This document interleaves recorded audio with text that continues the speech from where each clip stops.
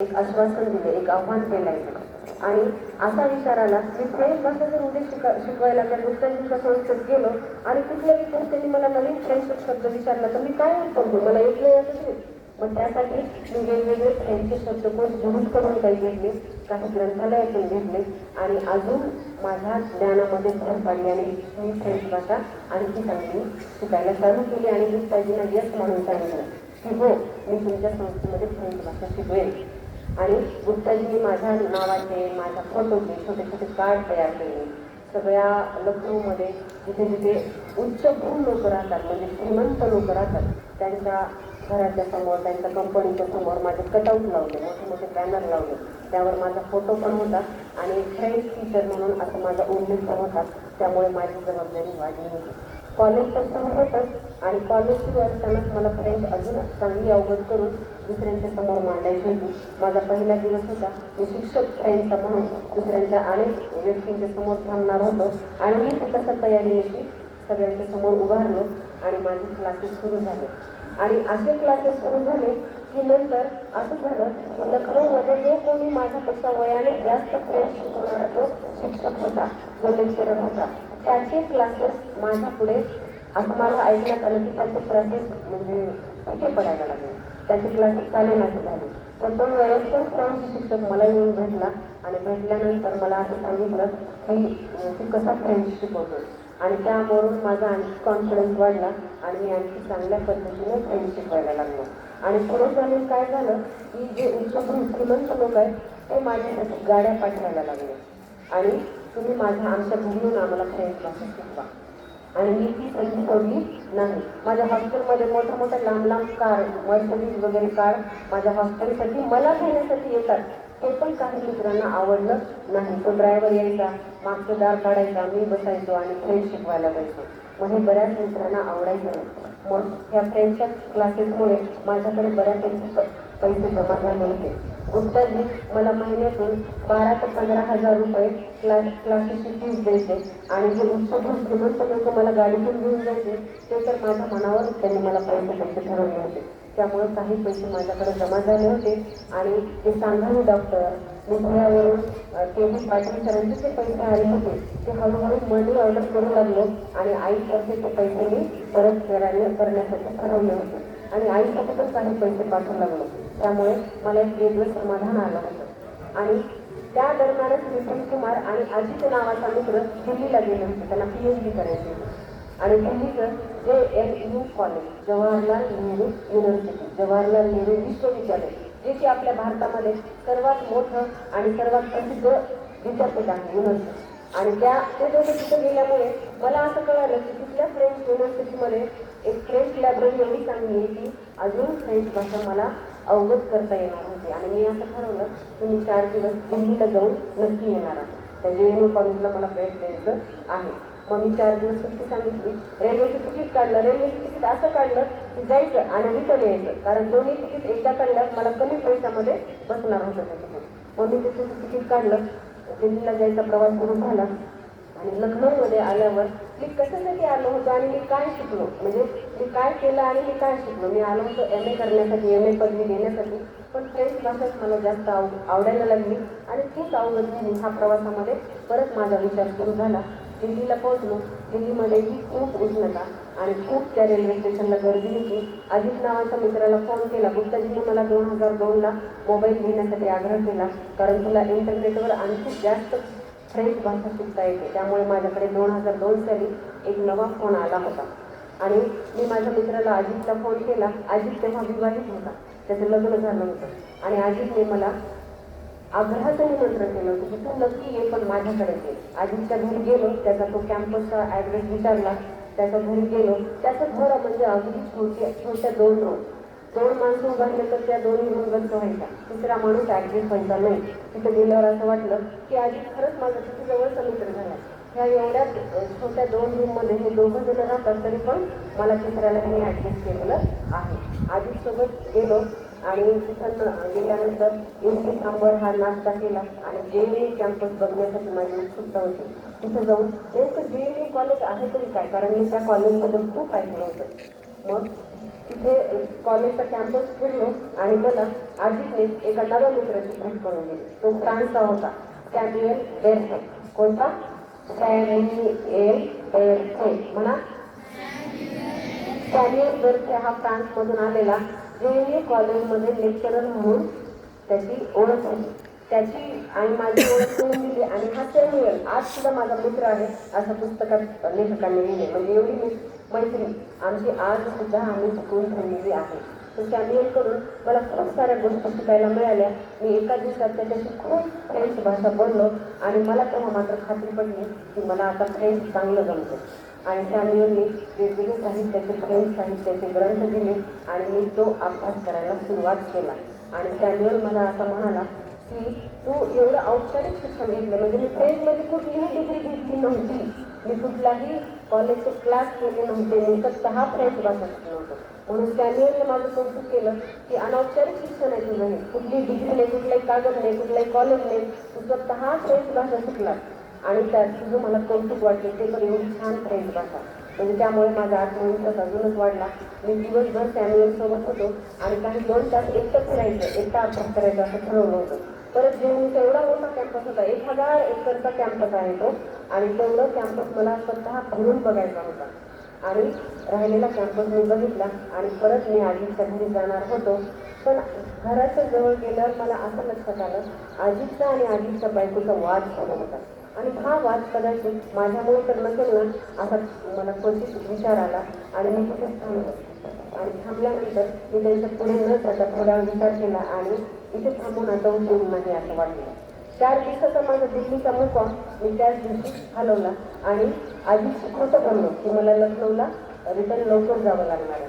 मी माझ्या दोन्ही बॅग घेतल्या आणि जे मला स्वस्तातलं तिकीट मिळालं होतं दिल्ली यायचं आणि रिटर्न लखनौ जायचं, ते स्वस्तातलं तिकीट फुकट जाणार होतं.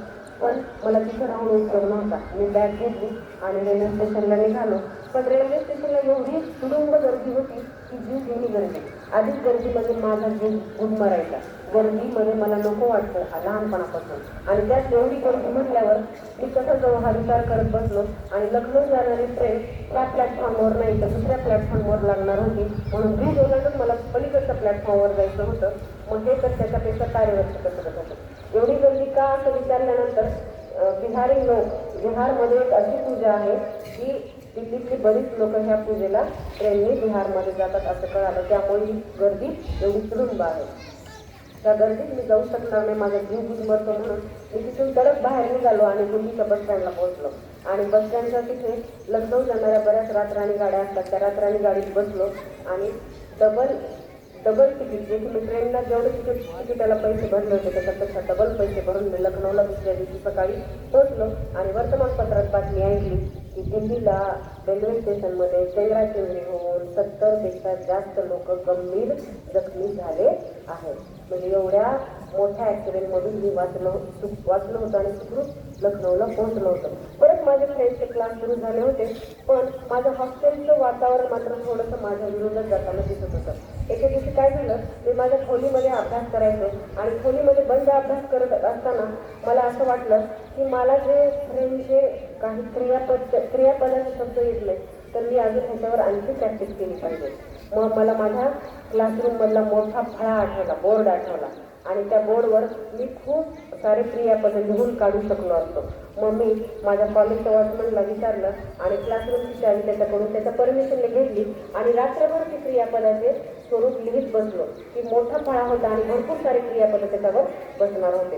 रात्र कशी गेली मला कळालं नाही आणि असे महिनाभर मी आणखी फ्रेंचचा जास्त अभ्यास केला आणि फळा भरून ते क्रियापद फ्रेंच लिहायचो. आणि इतका मोठा टेबल क्लासरूममध्ये होता, त्या क्लासरूममध्येच झोपायचो. म्हणजे माझी रात्र त्या क्लासरूममध्येच जायची. पण काही मित्रांना माझाही अभ्यास करणं उगीच नकारात्मक वाटायचं. म्हणजे हा कसा पुढे चाललाय. म्हणजे बऱ्याच आयुष्यामध्ये बरेच चांगले मित्र असतात पण पाय खेचणारे मित्र मिळतात बरं का आपण पुढे चालल्यावर. मग काही मित्रांना त्याचा एवढा अभ्यास करणं, एवढा प्रयत्न करणं डोळ्यामध्ये चांगलं वाटायचं नाही त्यांना. मग मी आणखी रात्रभर अभ्यास करून सकाळी 8ला उठायचो, परत कॉलेजला जायचो, परत रात्रभर ते क्रियापदे लिहायचो, क्लासरूममध्येच झोपायचो. असं करत करत माझं 1 महिना निघून गेला आणि मला असं कळालं की बरेच मित्र माझ्या विरोधात जात आहेत. मी ठीक आहे म्हटलं, पण अशी घटना घडली. मी एके दिवशी माझ्या रूममध्ये अभ्यास करत असताना माझ्या लॉक जे कुलूप असतं लॉक ते माझ्या रूमच्या बाहेरच अडकवलेलं होतं. पण एका मित्राने काय केलं, ते लॉक काढलं आणि शेजारी माझा एक सिनियर विद्यार्थी होता, माझ्यापेक्षा सिनियर असलेला, ते लॉक काढून त्या मित्राच्या रूमला बाहेरून त्याला म्हणजे कोंडून टाकला. आतल्या सिनियर मित्र त्याच्या आतल्या बाजूला होता आणि त्या मित्राला मध्येच कोंडून टाकलं आणि थोड्या वेळाने असा आवाज आला जोरजोरात ओरडताना आणि शेजारचा कोणतरी ओरडतोय असं माझ्या लक्षात आलं. मी पटकन बाहेर आलो तर त्या शेजारच्या सिनियर मित्राच्या रूमच्या समोर भरपूर सारी मित्रांची गर्दी होती आणि मी म्हटलं काय झालं, क्या हुआ? तो सब बोले कि यहाँ पे जो तुम्हारा साइड का मित्र है वहाँ का जो स्टूडेंट है वो अंदर ही रह गया और बाहर से ताला लग गया है। तो फिर क्या करूँ मैं? तो तुम्हारा ताला यहाँ इसके रूम के बाहर लगा हुआ है 121 नंबर का. त्याचा रूमचा किती नंबर होता? 121 आणि 121 नंबरचं कुलूप ह्याच्या दाराला लागलं होतं. मी तर लावलं नव्हतं, पण तो आरोप मुद्दाम शरद बावीसकरांवर लावण्यात आला होता. म्हणजे असा त्रास त्यांच्या मित्रांनी दिला होता. आणि नंतर 4 दिवसांनी तर इतकी भयानक घटना घडली की लखनौमध्ये गुंड त्या मित्रांनी बोलवले आणि मी लॉनमध्ये फ्रेंच भाषा शिकत असताना लॉनमध्ये फिरायचो आणि एक एक शब्दावर प्रभुत्व मिळवायचो, एक एक वाक्यावर प्रभुत्व मिळवायचो. पण एक गुंड 2-3 माझ्या समोर आले आणि त्याच्या मागे माझे दुसरे माझ्या विरोधात जाणारे मित्र होते. पण माझ्या मागे माझी एक मैत्रीण समीक्षा, माझा मित्र विपिन कुमार आणि दुसरे 2-3 मित्र माझ्या मागे होते. पण ते माझ्यावर धावून आले आणि डायरेक्ट बुक्की माझ्या तोंडावर मारायला गेली. मी तोंड असं वळवलं पण ती त्यांची जोरात बुक्की माझ्या कानावर लागली आणि कानातून रक्ताची धार सुरू झाली. म्हणजे एवढ्याच जोरात मला मार लागला आणि मी जोरात ओरडलं, अब तू गया, तुझं काही खरं नाही. असं मी जोरात ओरडल्यावर मात्र तो गुंड आणि त्याच्यासोबतचे मित्र थोडे त्यांच्या चेहऱ्यावर भीतीचं वातावरण, भीतीचं चेहऱ्यावर प्रसाद उमटले आणि खरंच माझी त्यांना भीती वाटली असं वाटलं आणि ते मित्र तिथून पळून गेले. पण मला कानासाठी 2 दिवस ॲडमिट व्हावं लागलं. म्हणजे असा त्रास मला लखनौच्या CIESL कॅम्पसमध्ये हॉस्टेलमध्ये मला त्रास द्यायला सुरू झाला होता. चांगल्या रस्त्याला नेहमी स्पीड ब्रेकर असतात बघा. चांगल्या माणसाला बऱ्याच ठिकाणी अडचणी येतात, पण शरद बावीसकर बऱ्याच अडचणींना पार करून पुढे गेले होते. मग मी असा निर्णय घेतला की मी त्या हॉस्टेलमध्ये राहणार नाही. माझं शेवटचं वर्ष सुरू होतं, पण मी आता ती परीक्षा पण द्यायची नाही, कारण माझी फ्रेंच भाषा एवढी अवगत झाली होती की 4 पैसे मी कमवू शकलो होतो. त्यामुळे मी ते हॉस्टेल सोडायचा निर्णय घेतला आणि 1 RK 1 रूम आणि 1 किचनचं एक छोटंसं घर मी भाड्याने घेतलं लखनौमध्ये. पण माझे काही तिथे चिंतक मित्र होते. त्या मित्रांनी मला असं सांगितलं की तू असं करू नकोस, तुझं 1च वर्षाचं राहिलं आहे कॉलेज आणि तू कॉलेजची परीक्षा दे आणि तू कॉलेजमध्ये जा. तेव्हा मग मी त्या मित्रांचं मात्र ऐकलं. मी माझ्या रूम बाजूलाच ठेवल्या. फ्रेंचचे क्लास सुरूच होते. परत मला अनेक लोक त्यांच्या घरी जाऊन फ्रेंच शिकवण्यासाठी संधी देत होते. माझं ते चालूच होतं. पण मला अजित नावाच्या मित्राने असं सांगितलं की तू फ्रेंचमध्ये JNUमध्ये सुद्धा फ्रेंचमध्ये वेगळा डिप्लोमा, वेगळी डिग्री घेऊ शकतो. मग मला नकळत वाटलं की मी लखनौ सोडून दिल्लीला जायला पाहिजे. मग माझं जेवढं 1 वर्ष होतं ते संपत आलं आणि संपत आल्यावर सुद्धा मी जेव्हा सुट्ट्या असायच्या तेव्हा धुळ्याला कधीच गेलो नाही. माझे 2-2.5 वर्ष लखनौला गेले आणि सुट्टीचं सुद्धा मी धुळ्याला का गेलो नाही, कारण माझी फ्रेंडची बस इथं बसताना माझं बसलं होतं आणि 4 पैसे मला येऊ लागले होते. मी धुळ्याला जाऊन करणार तर काय होतं, आईचे काबार कष्ट मला बघवत नव्हते आणि 4 पैसे कमवून मला आईला देण्याची उत्सुकता वाढली होती. म्हणून मी सुट्ट्या ते तिथंच राहायचो आणि दिल्लीला जायचा निर्णय मी माझा पक्का निर्णय केला होता. मग दिल्लीला जाण्यासाठी मी माझं मन तयार केलं आणि सगळ्या गुप्ताजींना सांगितलं. तिथल्या जुडीत तर फ्रान्सला निघून गेली होती आणि बऱ्याच मित्रांना मी सांगितलं की मी आता दिल्लीला पुढचं शिक्षण घेण्यासाठी जाणार आहे. आणि मी माझा प्रवास सुरू केला आणि प्रवासात असं वाटलं की लखनौला मी आलो आणि काय घेतलं आणि मी काय शिकलो आणि मला जी फ्रेंच भाषा आवडते ती पुढे मी आता नेणार आहे. JNU कॅम्पसमध्ये गेल्यानंतर माझा जुना मित्र फ्रान्सचा कोण होता, फ्रान्सचा माझा मित्र दिल्लीत भेटलेला सॅम्युएल बेर्सेला विचारलं की मी तुमच्याकडे राहू शकतो का. आणि JNUच्या कॅम्पसच्या अगदी जवळ सॅम्युएल बेर्सेचं घर होतं आणि सॅम्युएलने त्यांचं वेलकम केलं. शरद नक्कीच सॅम्युएलकडे गेला, पण त्याच्याकडे राहणार किती दिवस. JNUमध्ये गेल्यानंतर मला बरीच फ्रेंच पुस्तकं मिळाली होती आणि मी मोठे साहित्य आता फ्रेंचमधले वाचायला शिकलो होतो आणि त्याचा अभ्यास करायला शिकलो होतो. मग सॅम्युअलकडे मी 1-1.5 महिना राहिलो.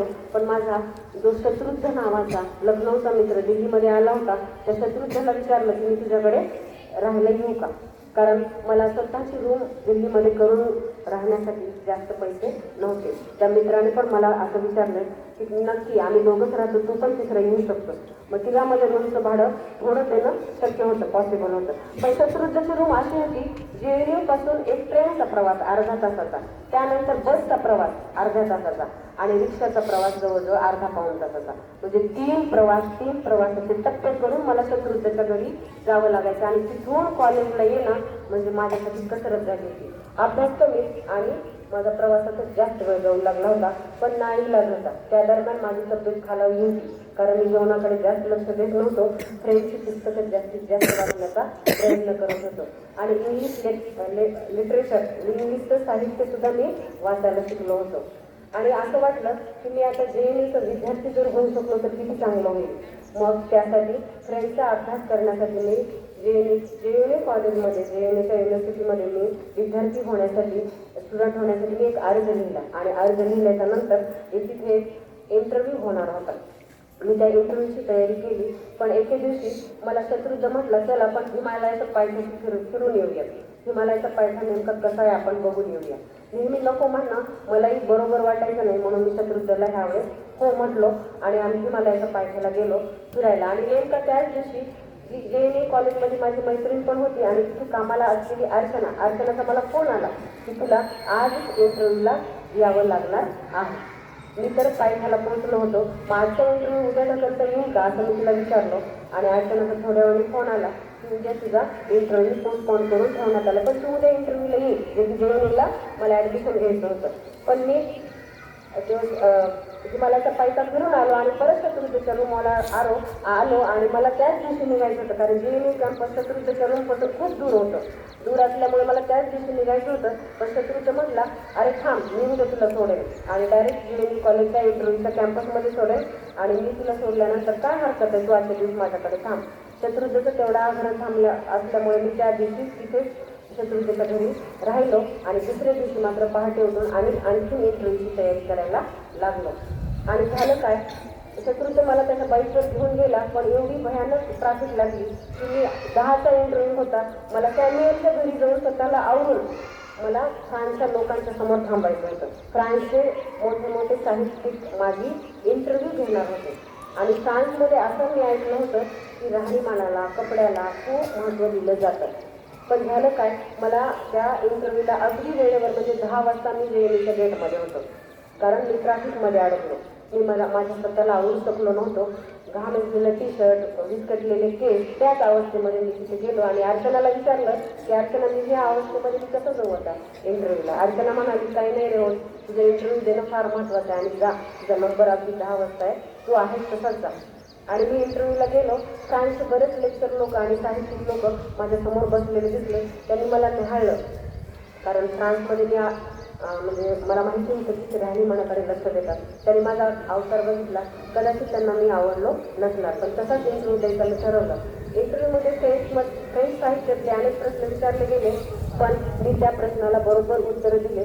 आणि त्यानंतर माझी इंटरव्ह्यूचा 2 दिवसांनी रिझल्ट येणार होता. आणि त्या इंटरव्ह्यूच्या 2 दिवसाच्या रिझल्टची मी आवर्जून वाट बघत होतो, कारण मला फ्रेंच अजून शिकायचं. आणि इंटरव्ह्यूचा असा होता, यादी लागणार नव्हती की त्यामध्ये तुम्हाला फ्रान्सला जावं लागणार होतं, तिथं ट्रेनिंग घ्यावी लागणार होती. आणि 2 दिवसांनी कॉल आला की तुम्ही फ्रान्सला जाण्यासाठी काय झालंय का तिथं